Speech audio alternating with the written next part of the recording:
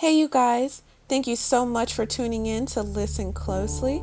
Today, I've got something to talk about: delusion, denial, and self awareness.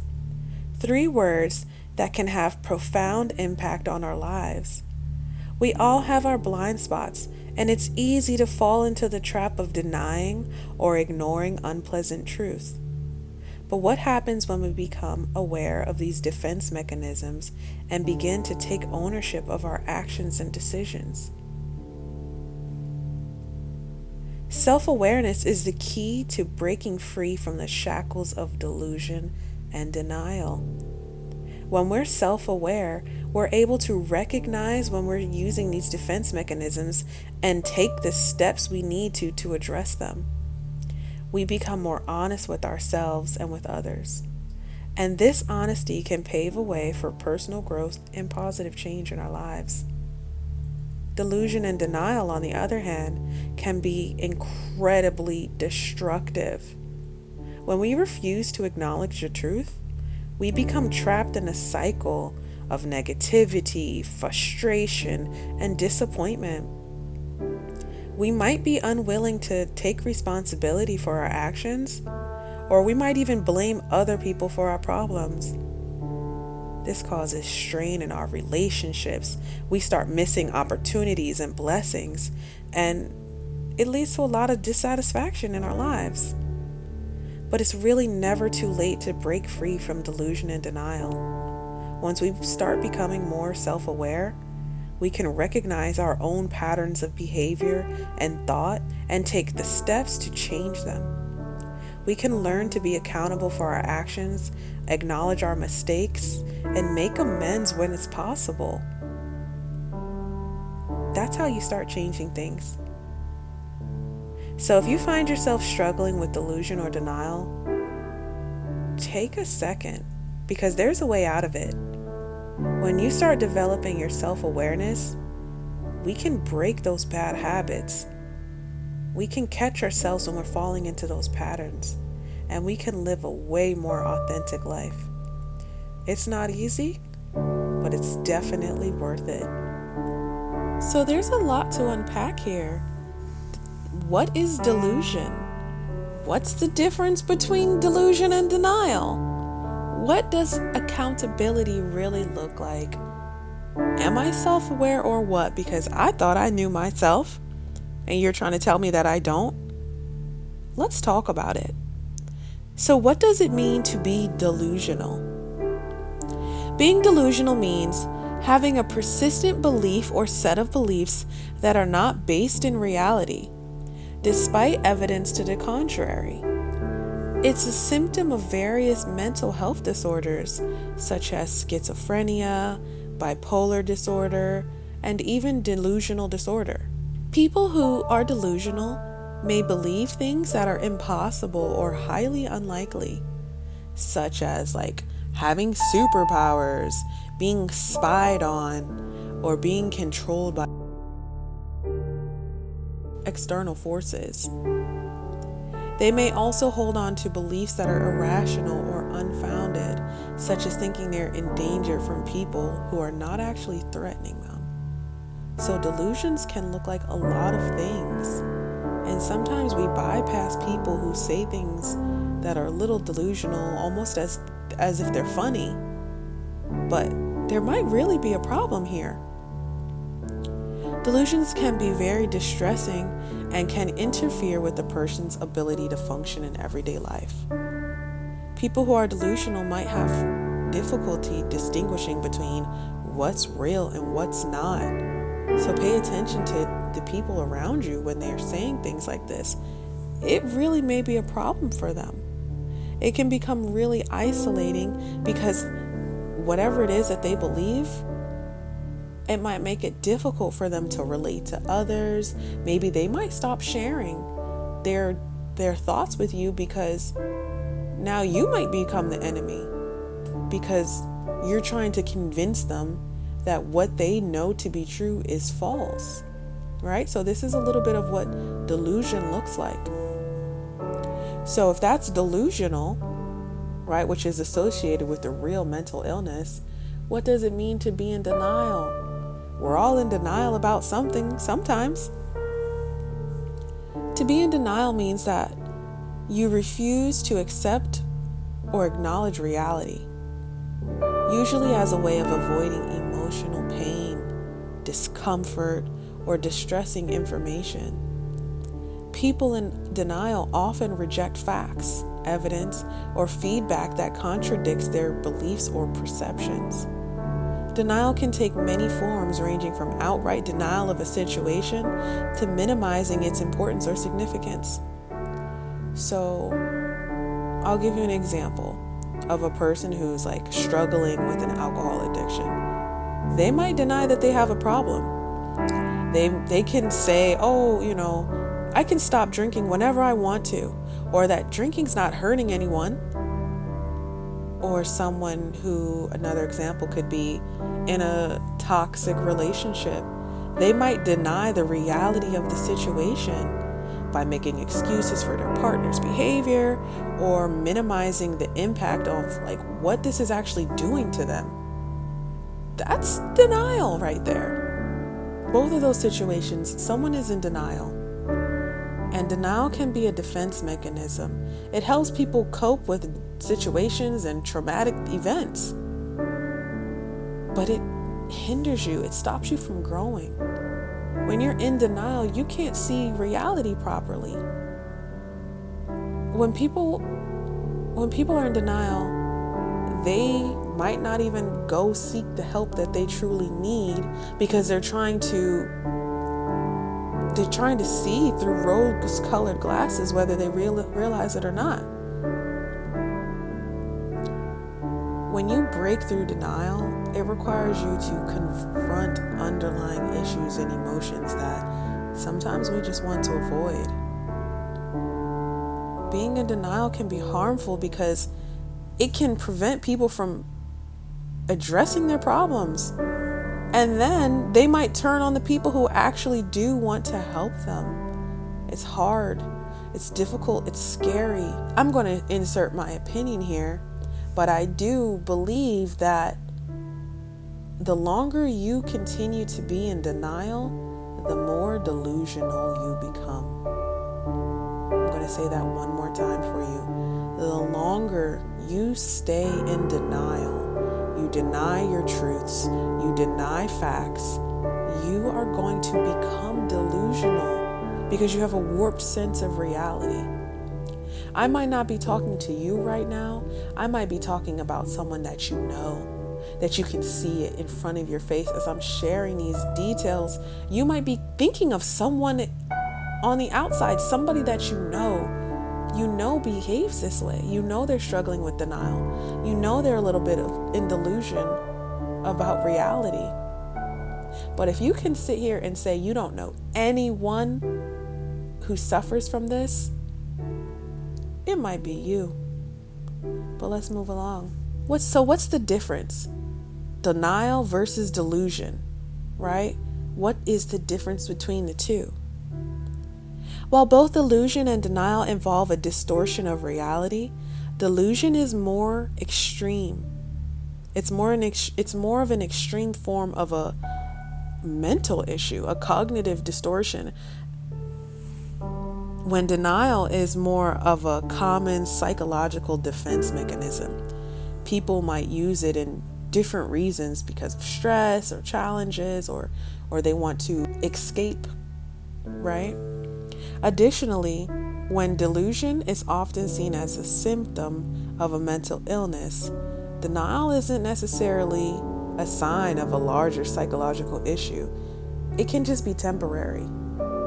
But like I said, in my opinion, the longer you play around with being in denial, watch out, it's a slippery slope. So I want to give you some real life scenarios of what does it look like to be in denial. Number one is a health-related denial. A person might be experiencing symptoms of a serious health condition, but refuse to acknowledge that there's a problem. They might convince themselves that the symptoms aren't that serious, or they're just going to go away on their own. Have you ever seen that? And you on the outside, you're looking at this person like, what are you talking about? Go see a doctor. Even if medical professionals have suggested that they seek treatment, they still are acting like there's nothing wrong. Scenario 2, addiction-related denial. A person might have a substance abuse problem, but they deny that it's an addiction. Ain't nothing wrong with me. I'm fine. I can quit whenever I want to. But you on the outside, you can see it and they can't. They might even say, oh, I can quit whenever I want. It's my choice. Even if it's destroying their life, they still cannot stop and they still cannot admit that it's a problem. Scenario 3, relationship-related denial. I think we might see this the most. A person might be in a toxic or abusive relationship and just refuse to acknowledge that there's red flags here, that this is problematic behavior.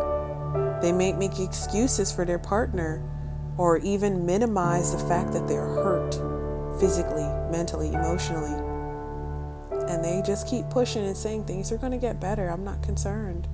When really there's a reason for concern, but they're in denial. Here's another one that slips through the cracks. Financial related denial. A person could be experiencing financial problems, but deny that there is an issue. I'm just going to ignore these debt collectors. I'm not checking that bank statement. And I'm just wishing upon a star, right? I'm just swiping away like there's not a care in the world, like there's not a consequence to my action. This is denial. Where do we go from here? What next? So we've talked about delusion versus denial. We know the difference. We know real life examples of what this actually looks like in action. How do we get away from it? Whether it's you yourself, someone that you know, how do you snap out of being in denial? You have to become self-aware. Self-aware. Being self-aware means having a conscious knowledge of your own character, your feelings, your motivations, your actions. It requires you to be able to recognize and understand yourself, your emotions, your thoughts, your behaviors, and how they impact you and how they impact other people. So many people cannot see it. In previous episodes, I've discussed when I finally was able to look at my own reflection in the mirror and see exactly who I am. I started to become more self-aware. Self-awareness is so important. It's a part of your ability to grow. And it allows you to identify your strengths, your weaknesses, and then you can start to change things when you can see them. But if you are blinded and you look at life through rose-colored glasses, you will not be able to change because you're in denial. You can't see the truth. You don't want to see the truth. Let's just sweep that under the rug. Not going to deal with that. Maybe later. We'll get back to that later. But that's not healthy. It's dangerous. Being self-aware can help you understand your own biases, your perspective, and how your own biases create interactions with other people. When you can see yourself, you can see how you handle outside things. There's different ways you can grow your self-awareness. You have to start thinking about the why. Why am I doing what I'm doing? My pastor, when I used to go to a church down south, that's one thing I remember her saying to us. She said, one day she sat down and she thought, why am I doing what I'm doing? It's easy to say, oh, what did I do last night? Wow, that was crazy. What did I do? The better question to ask yourself is, why did I do what I did? And you'll start looking in the inside a little bit further, not on the surface.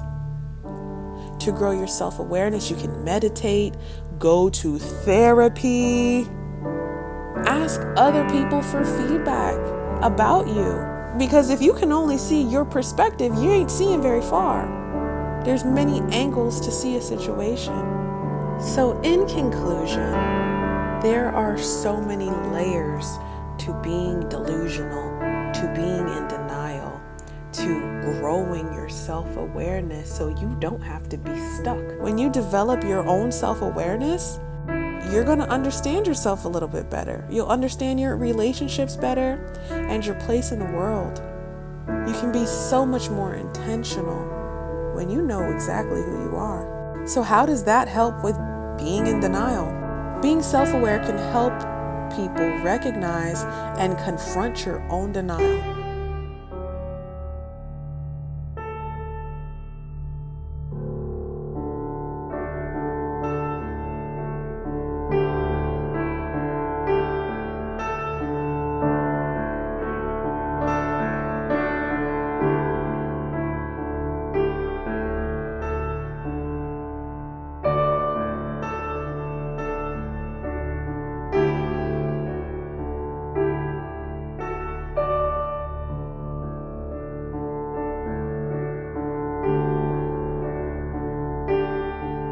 When you're in denial, you're trying to protect yourself from something that's difficult. But when you use it excessively, it keeps you from acknowledging and addressing your problems.